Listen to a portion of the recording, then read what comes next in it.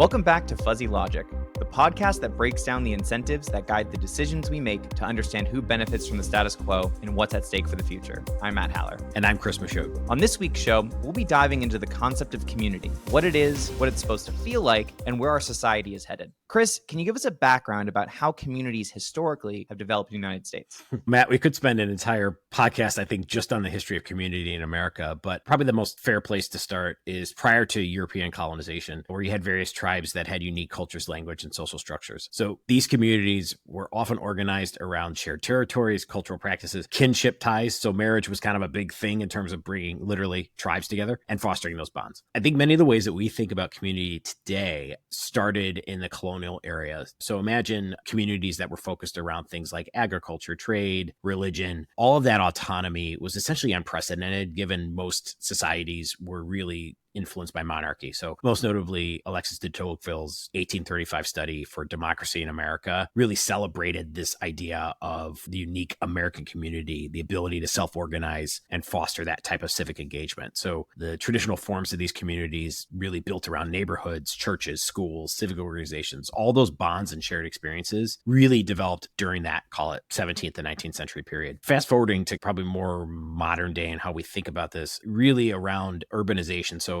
industrial revolution in that period led to big growth in cities. And so that really fosters that ethnic enclaves, things like labor unions, social movements, all that stuff started happening because we were living closer together in bigger cities. So it helped really shape that solidarity, support, representation of diverse groups in urban landscapes. After having a couple big world wars, we moved out of cities into more single family homes. The automobile really changed how we lived. Thinking about that focus around privacy through neighborhood associations, social clubs, things like the pep rally, PTA, Den Mothers, HOA presidents, right? All of those examples of community involvement at local and individual levels really took off, call it the back half of the 20th century. Now, when we think about how we interact in communities today, technology has really transformed that. So if you think about in the 90s, I mean, I remember AOL when it first came out. It was mind-boggling to think that you could chat with people all the way across the country on a computer screen for basically the cost of a local phone call. So the proliferation of these communities with online forums such as Facebook, Instagram, X, and others have provided these new avenues for community engagement. So like we're transcending geographical boundaries and allowing individuals to really form connections based on shared interests and affiliations. It's something we're still navigating with, of course, and it has benefits, but also challenges in terms of how we traditionally think about community. So add in some of the polarization we've heard within these online communities. Now you have concerns about breakdowns in civil discourse and the weakening of how we think about social fabrics. And then layer in the rise of big data. So think of algorithms and the ability to now go from a community of different points of view to an echo chamber where you're actually, even though you're in a broader online community, you're exposed to less diverse perspectives, and the willingness to engage on different viewpoints almost becomes moot. So the future, I would say, does bring some serious concerns about weakening local and community ties, especially with common ground or collaborating on those goals. So if I were to trace some of the themes that we've heard over how these communities have developed over the course of history, it starts with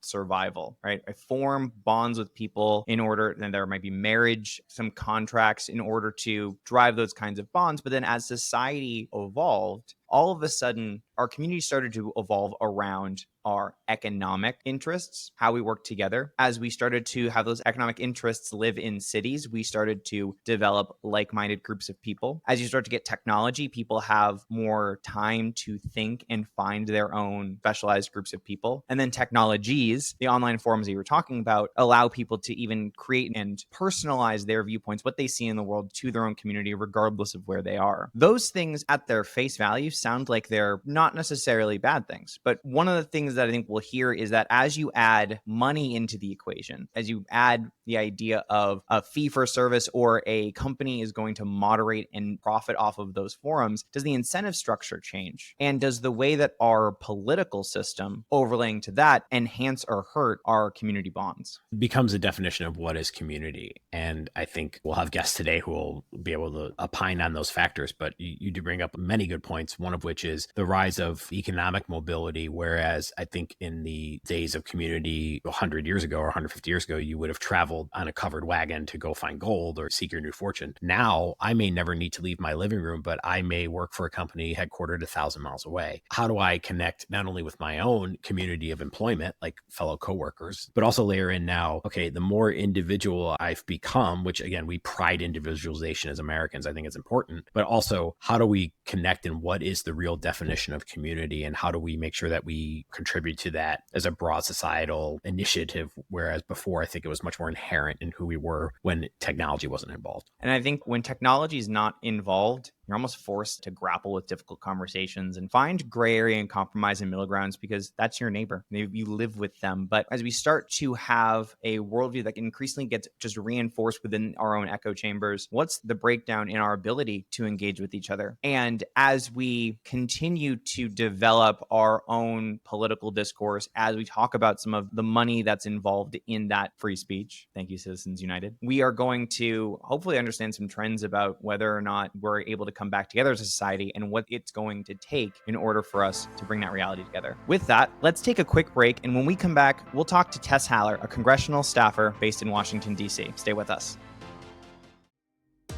Hey B2B sales pros, want to maximize your team's performance? Discover Compose Comp, your key to optimize sales incentives. We blend expertise and technology to give your reps the edge they need to close deals. Don't settle for ordinary. Visit composecomp.com and unlock your team's full potential today.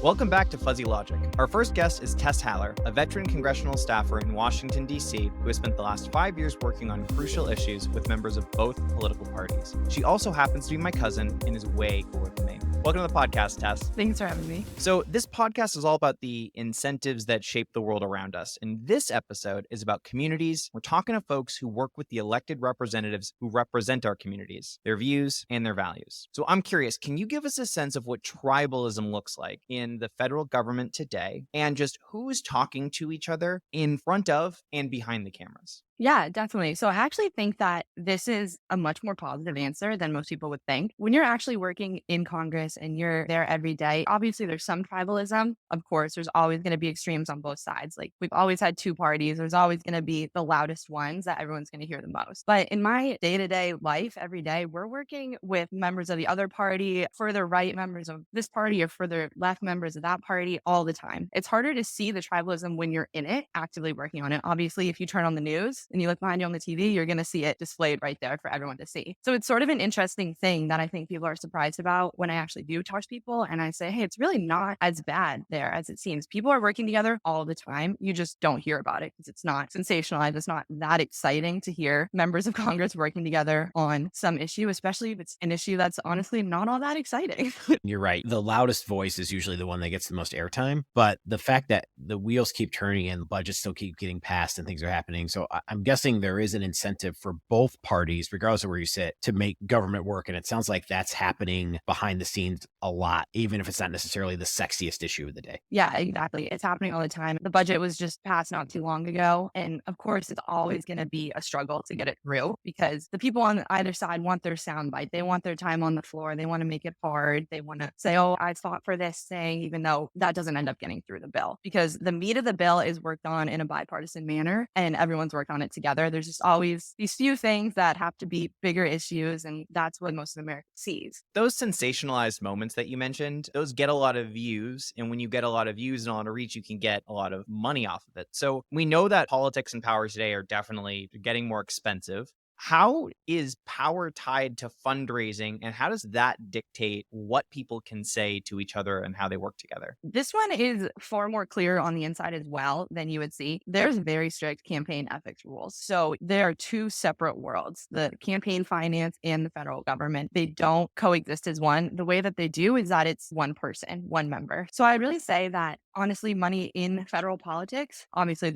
it could be fixed and there are problems, but it's not an issue in the way that a lot of people would see. Really, power comes with seniority. So in particular, seniority will get you better roles on big committees, like the Appropriations Committee, for example. Senior members of Congress get to be senior members of the Appropriation Committee, the chair, vice chair, and those members get to bring all this money home to their state. So that's really where the power comes from. Obviously, everyone does fundraising. It's just how it is, but it's really not what drives the power in DC, and it's not what brings federal money home to states and what members get to bring home to help people. Like a good example is someone was running for that open Dem seat in Maryland for the Senate, and he spent $60 million of his own dollars and lost in the primary. So money doesn't necessarily buy you a seat. Or in another race a few years ago, the Democrats outspent the Republican 3-1. There was over $200 million spent on that race, but the Republicans still won, even though every poll had them losing. So I think a lot is to be said for seniority and how being an active member in Congress and actually bringing results home to your state so that real people see that and real people say, oh, this project that got financed by this member, that really was a whole revitalization for our town and that sort of thing. Do you find then that there's more success at the federal level, again, connecting the community and the incentive to reps driving value or projects or whatever the funding is to individual levels, and the incentive is for them to spend most of their time doing that versus, again, sensationalism says I should be out sitting with every PAC committee on earth trying to raise money to get reelected? It sounds like that, at least in your experience, that is overblown versus there's a much larger incentive to get stuff attached to bills and get things back to my community. And that's where Congress spends most of their time.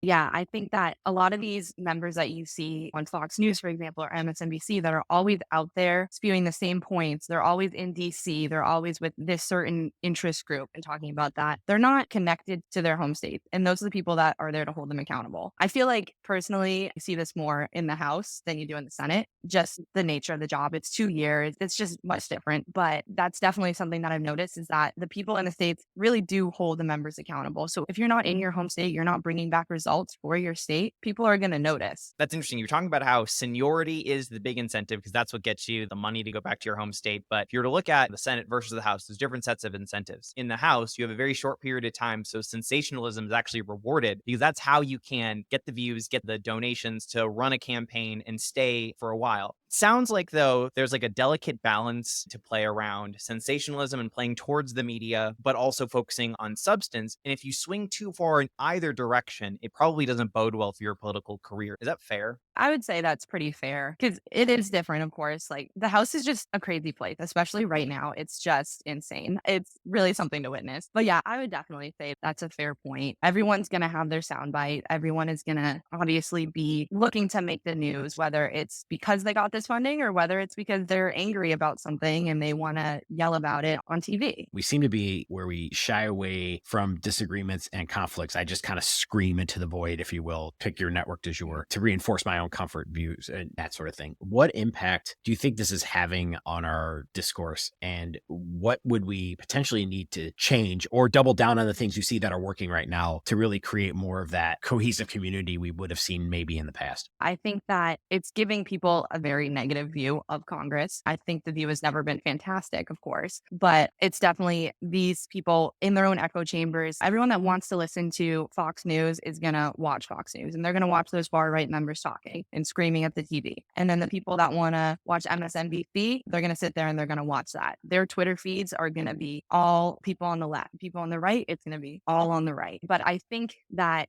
especially with social media, it's just making it really hard for people to see out and look into the light and see how there's other stuff going on because there's so much more happening in the middle. But it's hard to see that, especially with social media, as I mentioned, because it's just it's all curated towards you. So you're going to get all that content that keeps you clicking, keeps you reading and scrolling and doom scrolling. And it's going to just make your opinion of what goes on so much more negative. The thing that I will find solace in is that, at least politically, when we look at the deadlines and the government's going to shut down and we're going to have a budget, at like the 11th hour, somebody usually pulls something together. So we're not going to worry too much about that today. That's exactly how it goes. For example, the FAA reauthorization, it was about to expire. We were still working, but the House had passed passed an extension and then left town. In the years that I've worked in Congress too, I've come to relax a little bit and realize, okay, we're going to get this done. There was a threat of a shutdown. I don't even remember how many times this year. It was like every other word every day. It was, oh my God, we're going to shut down tomorrow. We're going to shut down. And we did it. People do end up coming together, which I think is something great to focus on, because these people really, even though they're members of Congress, they're really just people and they have relationships. They work one-on-one with each other all the time. There's Republicans that are friends with Democrats that you would have no idea that these people are friends. They go and they get dinner and they hang out all the time. So I think that's something that's really interesting to see too, especially on the inside, seeing that these people just are people and that's how they get together and get things done. Well, Tess, thank you so much for stopping by the podcast. Chris and I are going to go and try to get our own parties in order, let alone the political ones. We're going to take a quick break, and when we come back, we're going to talk to Preston Kilgore, the Chief of Staff for Dean Preston of the San Francisco Board of Supervisors. Stay with us. Calling all B2B sales executives. Ready to elevate your sales game? Meet Compose Comp, your partner in sales incentive excellence. Our tailored solutions blend expert design with tech innovation, ensuring your reps have the confidence to close deals. Take the first step to sales success. Visit composecomp.com and schedule your consultation now. Welcome back to Fuzzy Logic. Our second guest is Preston Kilgore, the Chief of Staff for Supervisor Dean Preston of the San Francisco Board of Supervisors. Welcome to the podcast, Preston. Hey, thanks for having me. Looking forward to the discussion. Preston, quick point of clarification on our end. If you want to work for District 5 in San Francisco, do you need to have Preston in your name? That is a great question. Yeah, so I've met like 4 Prestons my entire life. And the irony is I work for one officially, but it's funny. Dean is like a white Jewish dude from Manhattan, New York. And I'm this black guy from Lancaster, Pennsylvania, of all places. So East Coast born and raised, but we both somehow wandered out to San Francisco. So San Francisco is truly the tale of many cities, depending upon who you talk to, which neighborhood you live in, and your socioeconomic status. What are some of the challenges that you've seen in creating meaningful conversations between the many different groups that live in San Francisco? San Francisco has this special place where it is internationally, nationally recognized in movies, everything else, and it has this prestige that exists with it. And with that prestige, we have some of the smartest, most intelligent people in the city, folks who want to come to a place that historically, typically tends to be inclusive. But what that means is you have people who are like passionate about it, who have been here for generations. You have people who are coming in new for the tech sector, who want to carve out a space for themselves. And what happens is it ends up becoming this very political city in the larger context, both like locally, where you have folks coming, as I mentioned, but also nationally, right? You have Nancy Pelosi, the former Speaker of the House, who represents both the country, but also San Francisco with like the history attached to it. And you have like right-wing conservatives who love making San Francisco a punching bag for various social issues and whatever else. And so what it really creates is a really weird dynamic where you have nationally, there's this one perspective, being on the ground, you have this other perspective.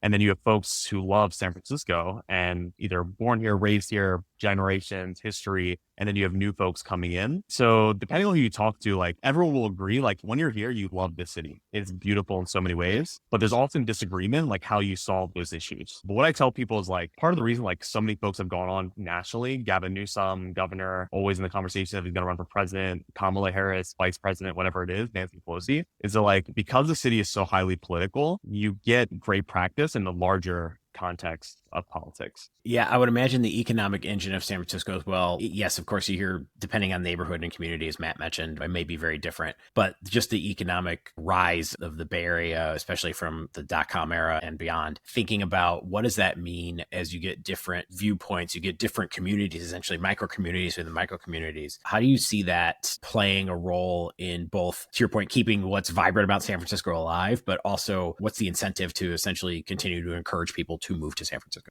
I represent one of the most, I would argue, one of the most diverse districts in the entire country. We have the oldest Japantown in the country. We have the Fillmore, the Harlem of the West, the historic Haight-Ashbury neighborhood from like the 60s, 70s, and the counter protests and all that stuff. It creates this very awkward dynamic that is all centered around housing, right? And what type of housing we're building, affordable, market rate, what that looks like, and everything else. And so you have folks in the historic Japantown who literally were displaced by government, put into this place from their neighborhood, whatever else it is, who are like fighting just to remain in the city. And then you have folks simultaneously trying to come to the city for the economic opportunities and the cultural opportunities that it presents as a space to be safe and whatever else. And so it creates this weird dynamic where like you have folks who are like, again, they're like, I want to stay here, but how do you manage that balance with like folks who are also coming in? And often, again, it all focuses around what that housing dynamic is. And because there's a lack of nuance in our larger politics, what that debate plays out to tends tends to end up being this tribal politics that often isn't helpful in the larger like housing debate, which is like, it's not necessarily a San Francisco problem, even though San Francisco is often the most spoken part of the larger issues in the country. It's like, we need federal dollars. We need different models of housing, all the different things. And so there's just a lack of nuance that exists oftentimes that makes it really difficult to engage folks where they are. Shameless plug for our incentives on housing episode for Fuzzy Logic, because it just played right into this. And I think we might have even spoken about San Francisco a little bit on that podcast too. But it sounds like at its core, community and the politics that are associated with it are based on perception, right? And somebody's perception is their reality. We start to have our perceptions shaped by digital communities, algorithms, social media, etc. What role have you seen money play in changing those conversations, both in the substance of them and the way in which we interact and have those discussions? The center of all this is media, right? Like, how do you get messages out and what type of messages are those? And in some ways, I would actually make the argument like San Francisco is somewhat different from both the rest of the country. We have like historic media that's here. We have media that's like popping up. We have some struggling media. We do have a healthy media landscape. Whether or not like what direction it skews is another question, which is probably a larger conversation for a whole separate podcast. But what I will say though is attached to that is the microcosm of what's happening nationally. We have folks who have very openly and publicly said they want to take over San Francisco. And it's like, what does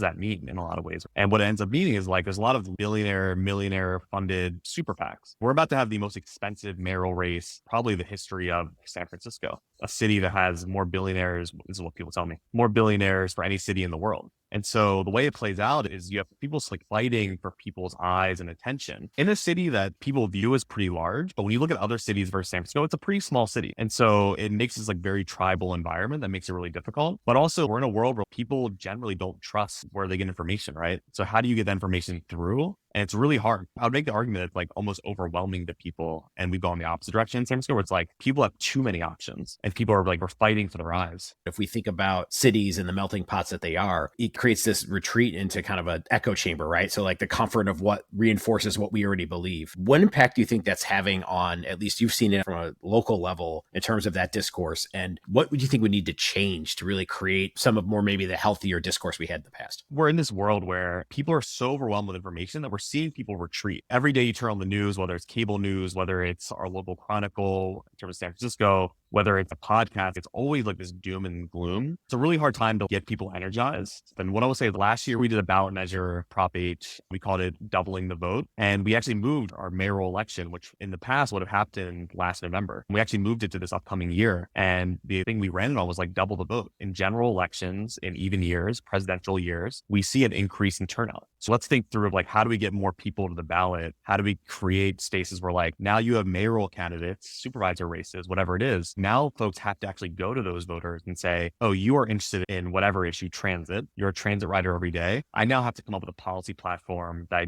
didn't need to come up with if the election was last year. And so it's like thinking through things like that. We just held a hearing on artificial intelligence in elections, and we brought in a bunch of experts to like have our departments come back and report on like, how do we prevent AI in our elections like we saw with Biden in New Hampshire? And so it's like having those conversations in a public way to educate people through government and externally for sure, but like through government to build that trust. We need to have more spaces like both in community, curated conversations where like you can get into the nuance of policy, because it's really hard to tell candidates apart sometimes because of the lack of nuance. One final question to wrap up on, but going back to the most expensive mayoral race in the history of San Francisco, who's winning? If you think about it, are the people winning with the current model? Are the politicians winning? Are the super PACs winning? Are the media companies winning? Can you help us understand who's doing well in this model? Definitely political consultants. They're taking a hefty check for sure. It's a great time to be in the political hemisphere in that sense. I think it's positive when you have people run. There's often this conversation in politics more generally, whether or not you should have competitive primaries, general elections, whatever it is. I'm of the opinion that we're not in the business of telling people not to run. And the reason is anytime you have people get into a race, they come with a certain constituency, a constituency that may or not be activated depending on the election cycle, the issue, whatever it is. Nationally, there's some people who legit will only vote for you if you are pro Medicare for all, for example, right? And so like the more people that run, I think it does allow for this nuanced conversation and like an increase in people at the table. The really hard part is you can get very overwhelming. And we spoke earlier about like different channels of communication. what does that look like? Oftentimes in this world where people are looking for more clickbait, it tends to be a little more argumentative or whatever else. And you're actually avoiding the hyper policy debates that people actually want to get into. In American politics, everyone has an opinion, and like allowing people to like have those conversations to figure out what those shared values are. If you're not having those conversations to identify those shared values, it's just a lost opportunity in a space where we're seeing people retreat because of the lack of trust, because of the lack of money, whatever else it is. And I always tell candidates, talk about the issues. People want to know how you're going to get their trash picked up. They want to know how their streets are going to be clean. They want to know what scientific method you're using to fight homelessness and all that other stuff. It ends up just being very healthy. And so the more people running is a win for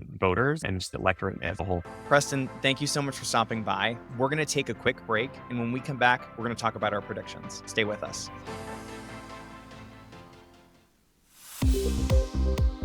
Welcome back to Fuzzy Logic.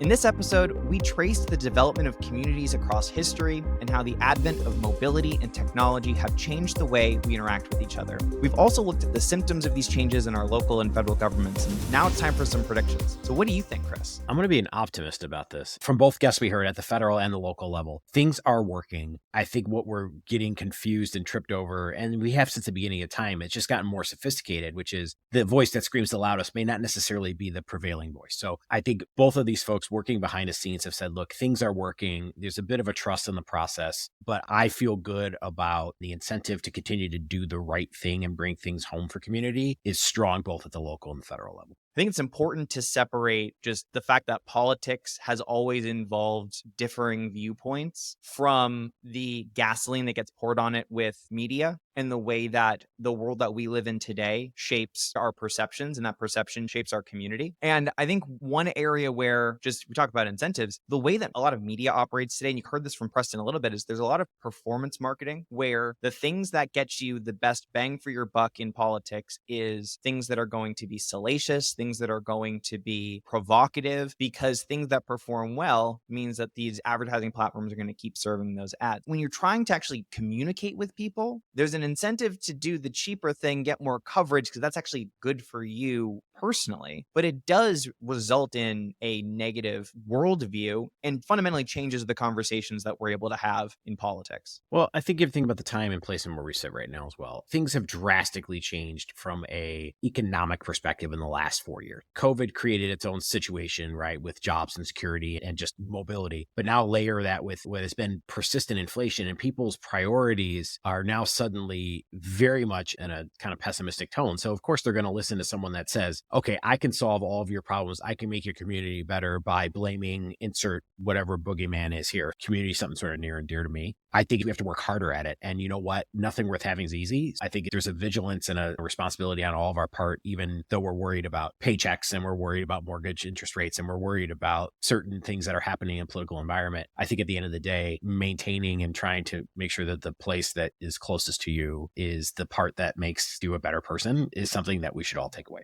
I think to have that, we have to be willing to pull ourselves out of our phones and look at the world around us. Maybe, like Tess was talking about, we'll realize that it's not that bad of a place. But one thing that scares me a little bit is when I hear Preston talk about how expensive a mayoral race is going to be in San Francisco, you start to think about the barrier to entry to even participate in this like political discourse. The cost just went up, which is going to change someone's behaviors, maybe on the governing side, like we heard from Tess, but certainly potentially on the campaign side. So one question that we'll have is, are we going to have fewer people actually be able to represent us because of the high barrier to entry that's required in order to enter the political arena, to enter the public discourse?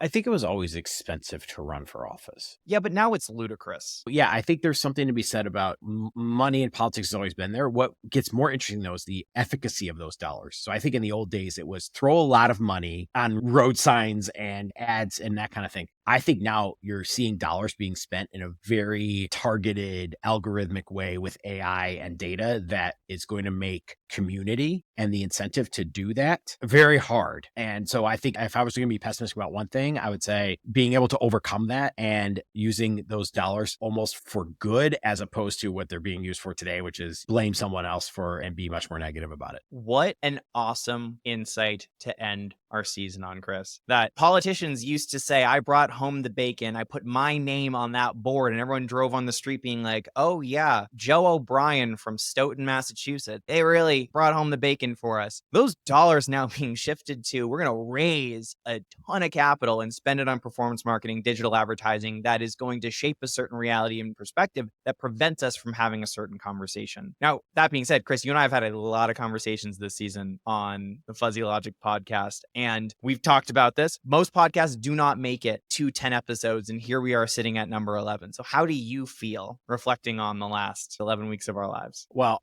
I mean, one, again, I think there's a big thank you to really the two constituents here. First, of course, Mitch, right? So I think if Mitch hadn't coordinated and made us sound way smarter than we are, but also herding cats with all the guests and everything else, like, we owe him a big thank you. So Mitch, our producer, is tops. But second, the guests that we had, just the quality and the passion and the interest, again, as you mentioned, right? Look, we weren't the smartest people in the room, nor did we want to be, but we brought people in who really knew the topic well, who were passionate about it. And ultimately, I think people are obviously interested in this type of format. I think one of the big takeaways from doing this podcast was, number one, you and I learned a lot from a lot of really smart people. And to think about all the people in our network who are doing some really cool, innovative things. And these people are willing to talk to us, share a little bit of the insights about what their lives are and the world around them. So I'm really grateful. We're looking forward to rerunning season 1 and re-promoting it over the next couple of weeks. But Chris, for the last time in season 1, why don't you read us out? Thanks so much for tuning into this season of Fuzzy Logic. Once again, a big thank you to our producer, Mitch Miller, for making this all happen. We'll see you next season.